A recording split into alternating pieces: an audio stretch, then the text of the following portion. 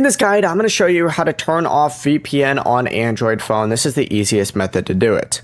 This is Aiden from JustBoz, and before we get into this guide, make sure to like the video and subscribe to the channel with all notifications on. It really does help with the channel, and it lets us know that you want more content like this, so we greatly appreciate it. If at any point throughout this guide you did have any questions, just ask them down in the comment section below, and we can help you out further. I'm going to be doing my best to reply to every single comment down there. First things first, open up the VPN app you use to connect. You can find it from your home screen, or you can swipe up to open up your app drawer. And once the app opens, just look for the button showing that the VPN is connected. It may say connected, disconnect, or display a large power button. Just tap that button, then select disconnect, and if a confirmation message appears, you're good to go. Once again, not all of them will even show a confirmation message, so that's also something to keep in mind.